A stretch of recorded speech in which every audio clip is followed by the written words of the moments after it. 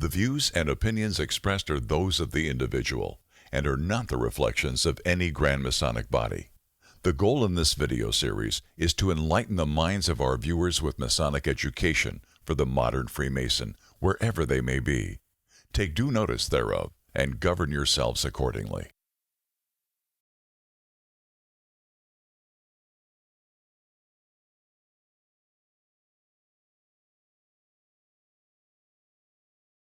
This is Modern Working Tools, today's tools for the modern Freemason. And here is your host, Brother Justice. Hello, I am Brother Justice, your host. Today's tools for the modern Freemason. What else could it be but modern working tools?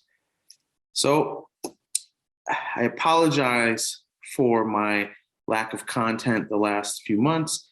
Very busy Masonic events, personal stuff, just juggling everything. This is something that I did for the brethren. I started Modern Working Tools for the brethren. This is something I'm doing for the long term. So, I'm never going to, stop working on this channel. Periodically, I'll add videos. Over the course of my Masonic career, I should be adding videos. So always be on the lookout. I do have a few more videos lined up for you. So sit tight, just bear with me. We're working on some quality content and I'm only one person here. But I appreciate all the messages, all the support.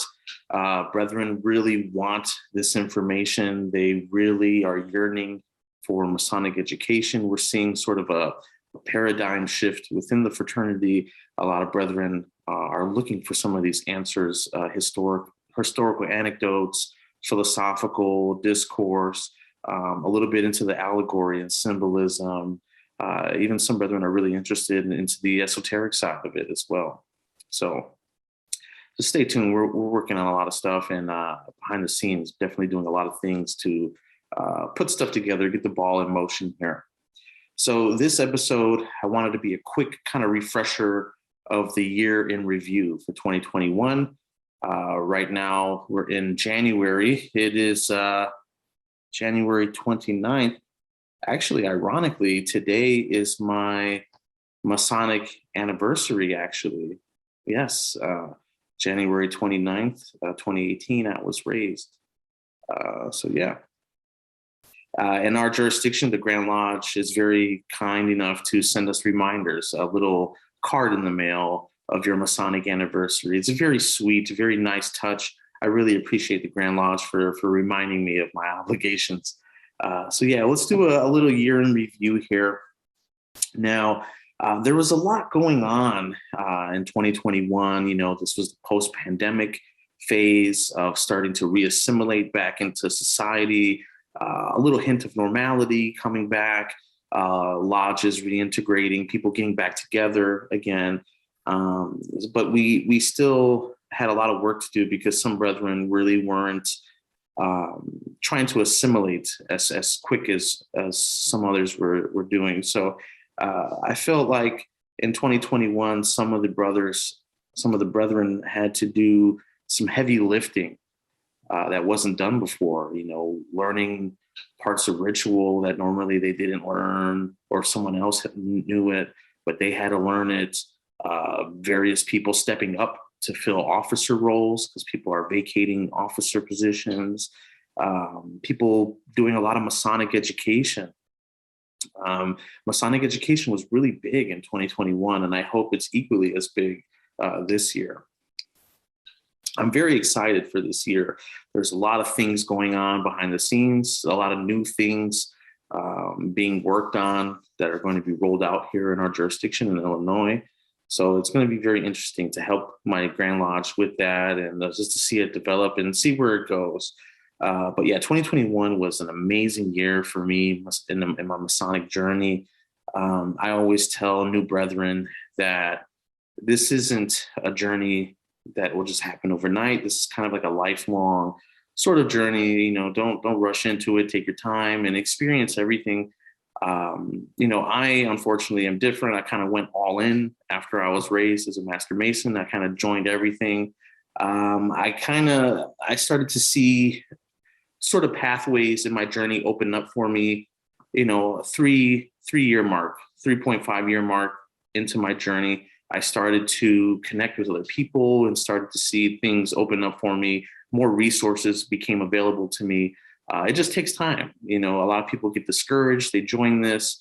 You know, just take your time, relax, try to look and seek out some different avenues for you to explore in this fraternity. It's a big fraternity.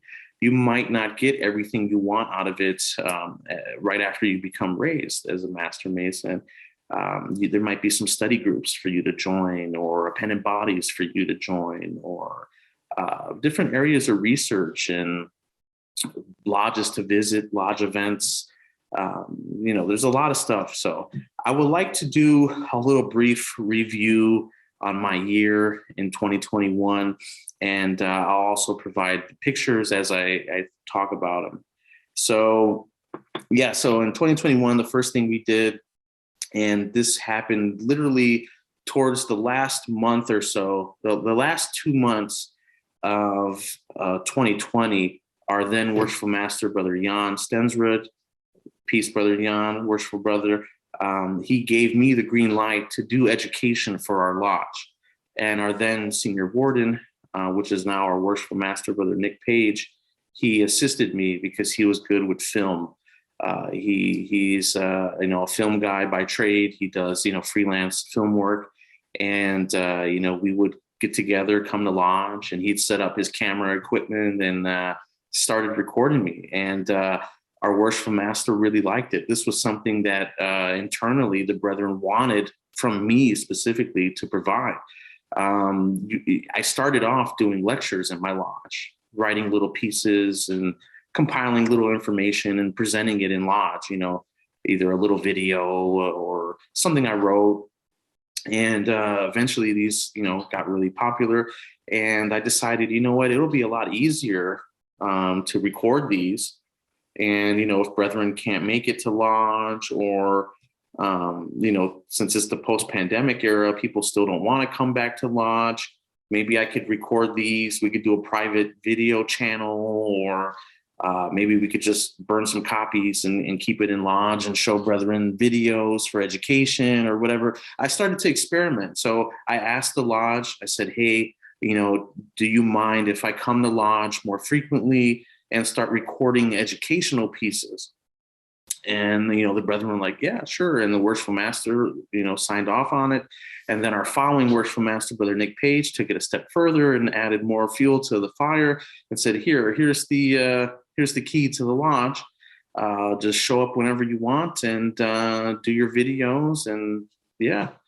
And so, you know, thanks to my lodge brethren for having the confidence in me and what I'm doing, that I'm allowed to come here and deliver education for the brethren. This is a very rare and unique scenario, because not a lot of brethren get this opportunity, this unadulterated ability to deliver quality pieces.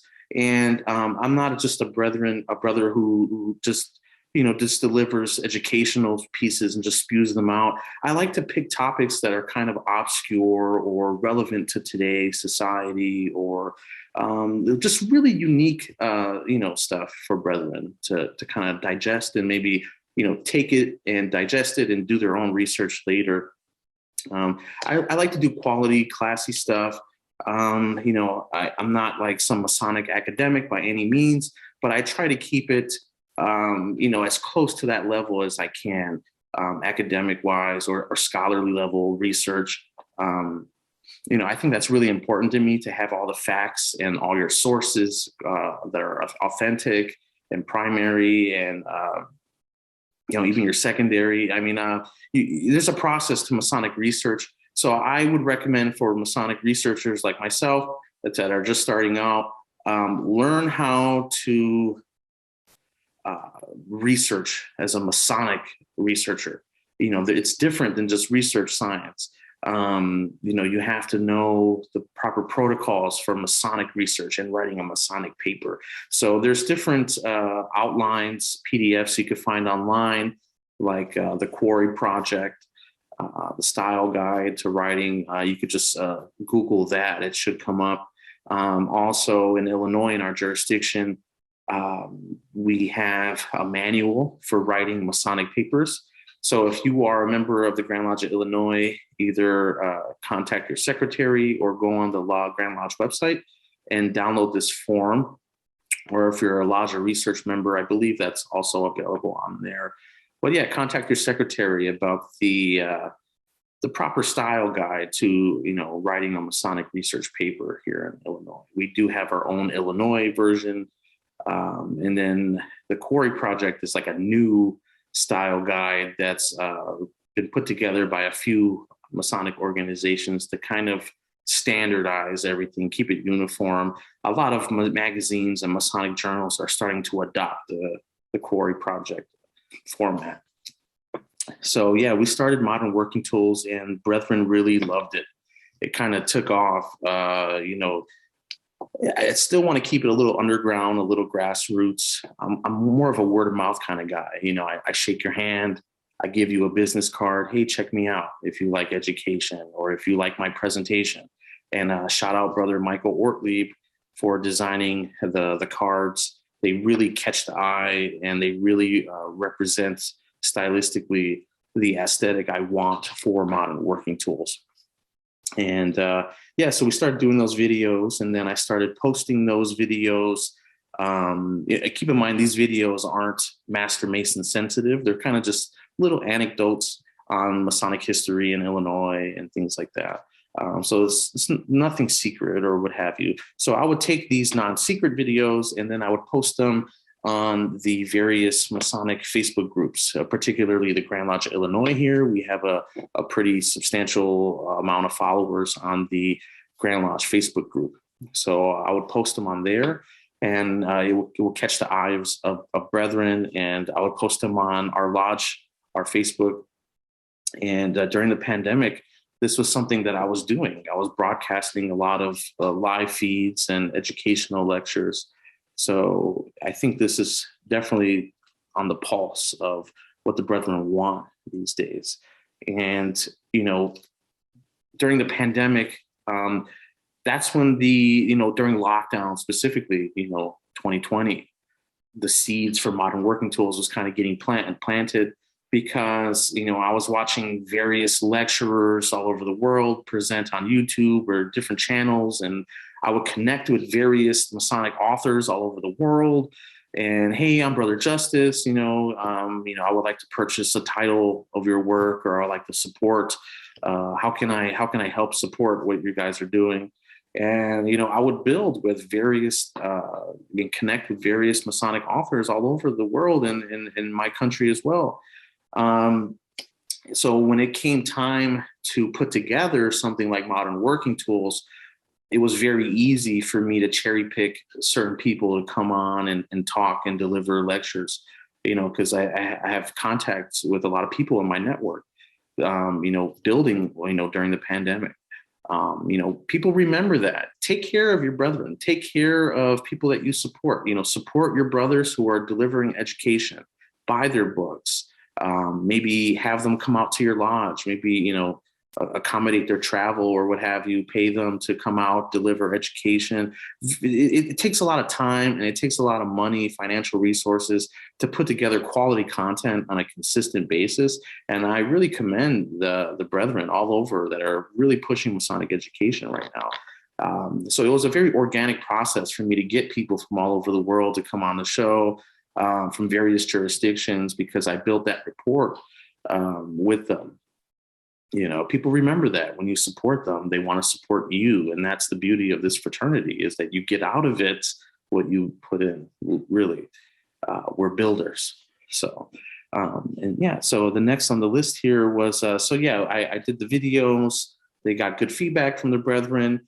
And while I was doing the videos, I became the assistant librarian, helping out Brother Carl Peterson at the Scottish Rite Valley in Chicago. And, I was learning a lot and, cataloging books, but also scanning stuff and taking notes of stuff and compiling some of the ammo I would use for, some of the lectures and some of the educational content that I provide on this channel. And, by the way, shameless plug, if you wish to support this channel, feel free to reach out. I have a PayPal and whatnot. We could always use, tech upgrades and just travel and whatever. We want to provide quality content, and we could use all the help that we could get from brethren. So yeah. So as an assistant librarian, you're reading all these different books there, and you're noticing different things, and it's such a beautiful resource to have, that Valley of Chicago, the library. I really love our Valley. Those are some really amazing brethren who see potential in me. They see potential in me, and they let me just conduct my research there freely. And I love that organization. It's Scottish Rite has a really big place in my heart. And I can't thank them enough for giving me that opportunity to kind of explore what they have and learn about different things within the fraternity and study all that rich history. The Scottish Rite Valley of Chicago, their library has been a famous one for a long time. I don't know if they have as many titles as they once did, obviously, but they still have amazing titles there that I just, love reading. So a big part of my research. So Valley of Chicago, thank you as well for helping contribute some of the ammo here for modern working tools. And, I was able to contribute some pieces. For instance, I did a recent piece for the Valley of Chicago. I'm submitting it. Hopefully, if it gets approved, it'll be in the magazine. But I submitted a previous article for the Scottish Rite magazine for the Almoners Fund, and I was able to submit a piece for the Lyceum, which is a new Masonic publication here in the Grand Lodge, Illinois. If you look on the Grand Lodge website, ilmason.org, if you click the education tab, you should see a slideshow of the PDF of the latest issues. It should be uploaded. My recent article is volume 2, number 1. Yes, page 14.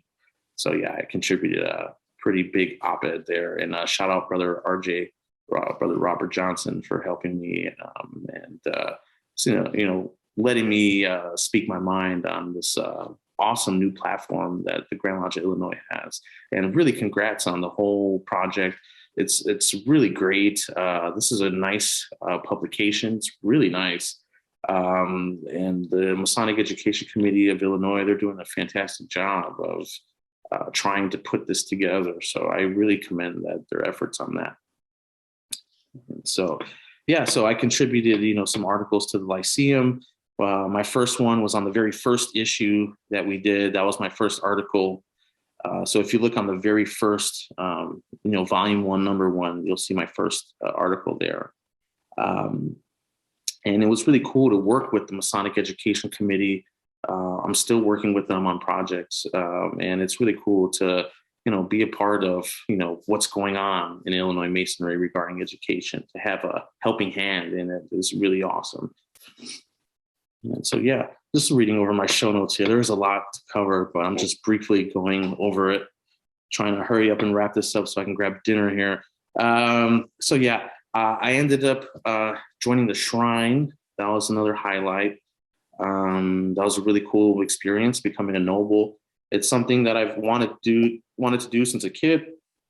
My first experience with Freemasonry was the Shrine, actually. My father got invited because he's worked in the hotel industry, hospitality, for a while.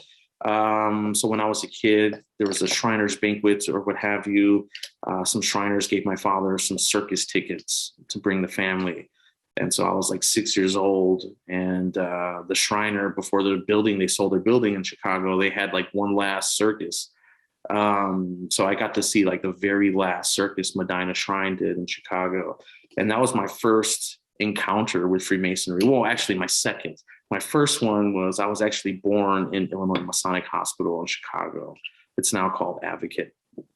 But yeah, so kind of weird, full circle. So I felt that that was something that I needed to do.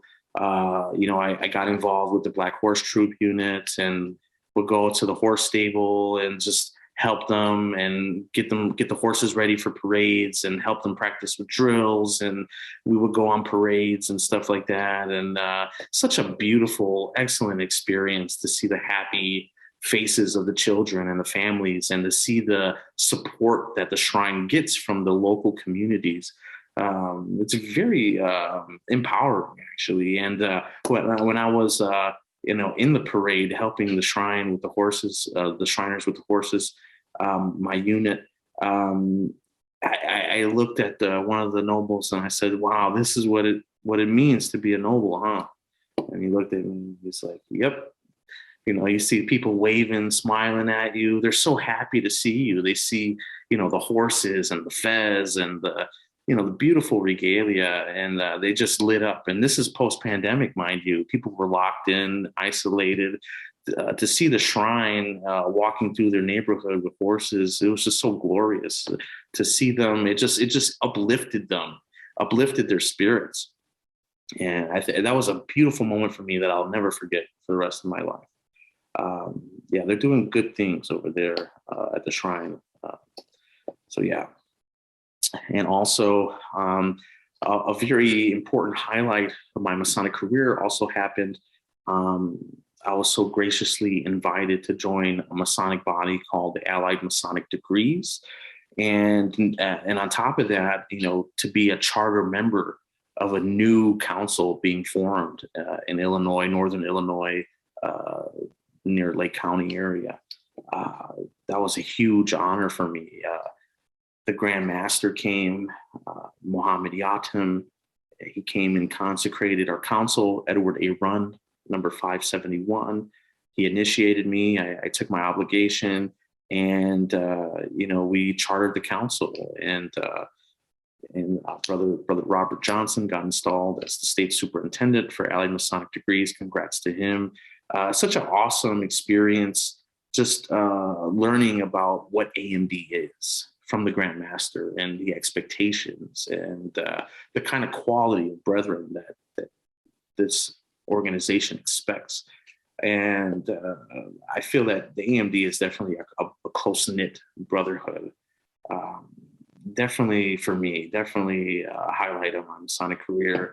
Something AMD was something I was studying and researching. As soon as I joined the fraternity, I heard about this organization, and it's such an honor for me to be a charter member of a new council, because we get to help part of building this legacy, this tradition. We don't want to be like other councils. We kind of want to do our own thing, but still be pure and true to the tenets and philosophy of what AMD should be. M.W.T. described it as thinking man's masonry. And I think that what he means by that is it's definitely something to contemplate over your life. You think about these degrees, you talk about them, you have discussions and research papers, and you do table reads or actual real degrees, and very beautiful. So I'm definitely honored to be a part of that. I joined a very obscure Masonic body. I got invited to join St. Bridget Council number 23 in Jefferson Park, Chicago, of Night Masons. A very humbling experience, very beautiful, short Irish, very old, ancient Irish degrees. You see some of these degrees pop up in the other Masonic bodies, like Scottish Rite and Knight Templar. You see similar, the degrees in different forms, but it's beautiful to see the original, pure, uncut version of these old Irish degrees. Such an honor, because I was someone growing up, I was always big on mythology and, various, the pantheon of the Celts and Ireland. And this is something I would study when I was younger. So it's very interesting that our council is St. Bridget, because Bridget is from Tuatha De Danann, which is the Celtic mythology. of the pantheon of the Irish people. So very interesting. I'll probably do a little presentation on that. So yeah, very old Irish degrees. It's an invitational body. We're the only council in the whole state. So very honored to be a part of that. That was such an excellent set of degrees. The experience was great. It's definitely a different field than regular Freemasonry. It's kind of has a very European aesthetic or flair to it. Kind of hurry up, let's get this degree over with, let's go to the pub for a pint sort of fraternity experience. Very beautiful to see these degrees. The obligation was very interesting, very chivalric, very knightly. I guess you could call me Sir Justice now. Very awesome, and I'm honored to be a part of that. So yeah, and it's cool because I'm a part of the big three now. AMD, Knight Masons, and Grand College of Rites. So if I ever decide to go to AMD week, I could definitely see a lot more. There's a lot more available to me, a lot more resources there. Another really touching moment was seeing my father become raised to the Sublime Degree at the Scottish Rite for their Master Mason event that they had. What an excellent moment just to see my father, go through the degrees. And yeah, I mean, I could sit in lodge with my father now. I mean, granted, it's the other way around, but I'm still a Lewis, that's kind of cool. I could get that jewel with 2 tiers on there. And it's really cool that I could talk with him now on the level. And, he could come to lodge with me or lodge events on the level. And really cool experience. And I was honored that my lodge brethren, voted my father in. And yeah, I appreciate that, brothers. Thank you so much. So yeah, and then also, a really big thank you to Worshipful Brother Mark Noakes, who is the current Worshipful Master of Illinois Lodge of Research and a past Master of Palatine Lodge. He invited me to give a lecture for the Grand Lodge sessions for the Secretary's meeting.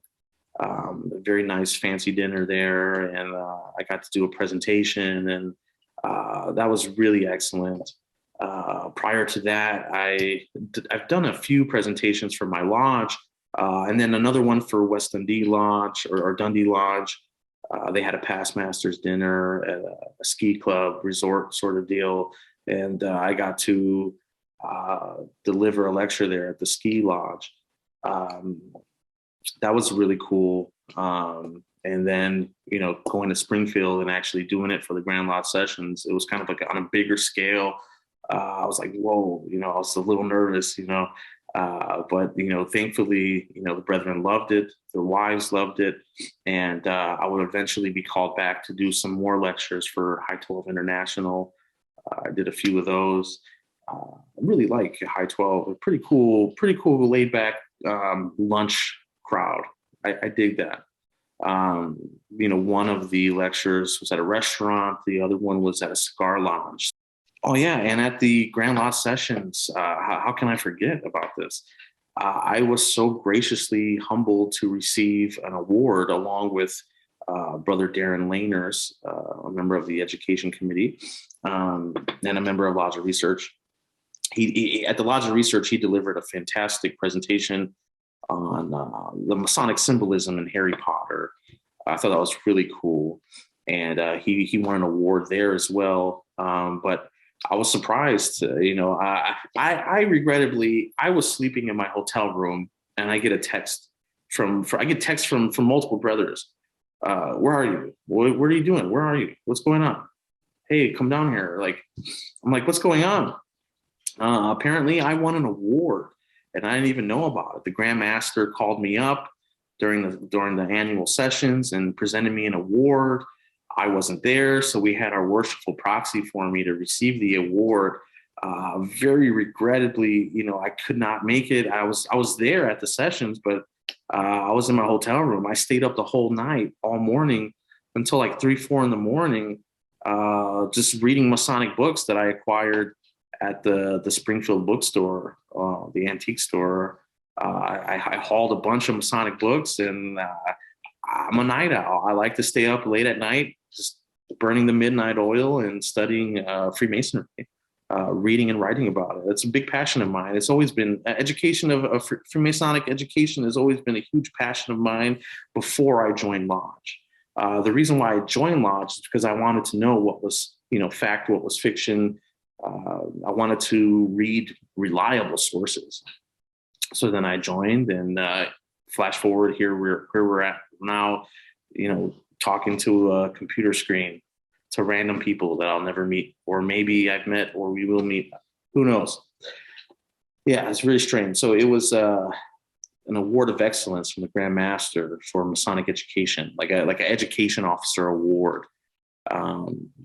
Very humble to receive that. My brethren and my lodge played a prank on me. I didn't even receive this award until way later.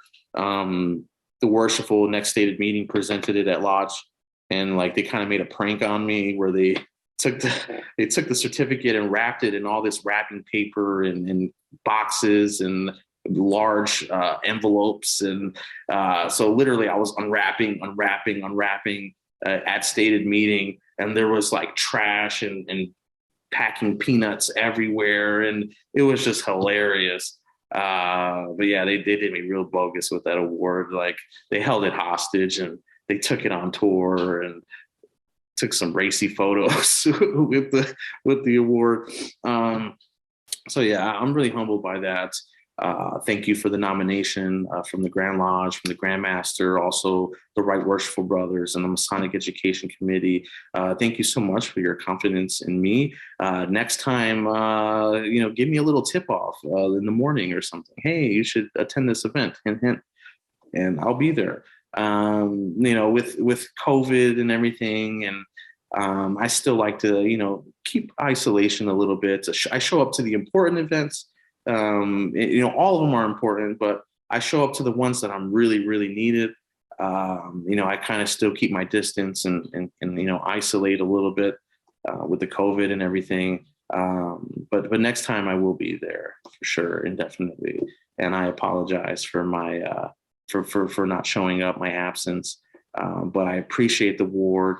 The award is hanging up in my wall in my study, and it looks beautiful. And thank you so much. I don't do this for awards. I do this, out of passion, but it's always nice when you get one, for sure. Let's see here. It's on the list. And I contributed an article for the Scottish Rite magazine, and we talked a little bit about that. I also got to visit the Most Worshipful Prince Hall Grand Lodge of the state of Illinois in Chicago. That was a really nice experience. I got in a car with some brethren. Shout out to the brethren that I traveled with. I got in the car with them, and we randomly showed up on the day the Most Worshipful Grand Lodge was opening for business or degrees. So it's a big building in Chicago, and 3 or 4 Masonic bodies meet in there. There's like a couple lodge rooms. There's a few lodge rooms in this building. There's even a red house, they call it, where they practice chapter. There's chapter lodges in there. There's regular blue lodges in there. So we literally just showed up without prior warning or prior reservations. We just showed up and said, "Hey, would you be so kind enough to please let us in?" And they're like, "Sure. What lodge would you like to visit tonight? We got a couple meeting tonight." And we're like, "What lodge would you like for us to visit?" Go to Harmony Lodge, Harmony number 88. This most beautiful lodge room that they had, such a gorgeous room. You could feel the excellent energy. If you don't know, the Masonic egregore is pretty strong. What I mean by that is when you walk into a lodge hall, you could feel the history, you could feel the love in the past, and that's such a connection to the history of Freemasonry. The energy of the room, the laughter, the cheers, the brethren in harmony. It's almost like an energy that you could feel when you walk into a room. That's what I mean by the egregore. It's one of the most powerful and various spiritual orders or what have you. So yeah, and it was an excellent experience because in that lodge room, I was told later after the fact that in that lodge room, a few notable brethren were raised in that room. A former mayor of Chicago, Harold Washington, also another political leader, an activist, Jesse Jackson. He was with Martin Luther King Jr. during the heyday, one of his understudies. Very, very deep history there, and you could feel it when you go in there. And I salute all the Brethren of Harmony 88 of the Most Worshipful Prince Hall, Grand Lodge of Illinois. Thank you for the hospitality. Thank you to the Grand Lodge there. You brethren really made us feel at home. And that is the fraternal bond, the fraternal harmony that we need right now. Breaking down these barriers that we have and being more inclusive. Very excellent. And I would love to go back. Their ritual is different, but it's unique and it's beautiful and it has a lot of pageantry and it has its own unique flair and its own aesthetic. I love it. I love it, love it, love it. Love Freemasonry in all forms. That was really excellent. And it's awesome because, one of my favorite Cubs baseball players, I'll probably do a profile on him eventually soon. Don't quote me on when, but I'll get it done. But Ernie Banks was a Prince Hall Freemason, North Star Lodge #1. Pretty sure they meet in that building too. So really, really excellent that history. Let's see here. Okay. Yeah, another excellent event. There's a lodge in my jurisdiction in the northern part called Symposium.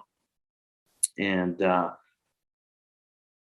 so basically this is an education lodge. It's not a research lodge like Illinois Lodge of Research, but it's an education-based lodge where all the brethren pitch in like $50 and they pay every meeting $50 pop per person to, bring a guest speaker out, fly him out, accommodate him, or, virtually or in person.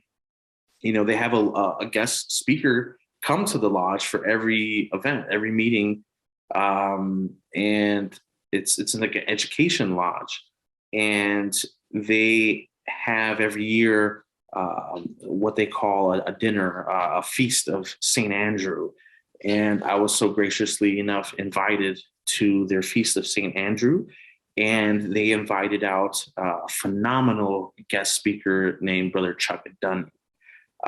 And they even pre-purchased books from Brother Chuck, and he was signing them for us. And such an excellent time. He did an amazing lecture, a very risque topic, but very classy, very well done, very important for the male bonding, the fraternalism. It definitely sparked a lot of discussion, intellectual discussion. It was a lecture that he doesn't do very often. He only does these lectures in front of brethren that he trusts and feels comfortable with. I think he's only done it once before this event. It was called The Penetration of the Mysteries and Masonic Intercourse. A lovely lecture about how there's some feminine aspects of Freemasonry. For instance, we call it, Mother Lodge, and we're penetrating the mysteries, and we're asking for acceptance, and how it's kind of like a relationship between a man and a woman, and a love and a bond. And it was definitely a very fraternal, very male bonding oriented lecture, very classy, very intellectually stimulating. And I was just like, wow, this guy's amazing.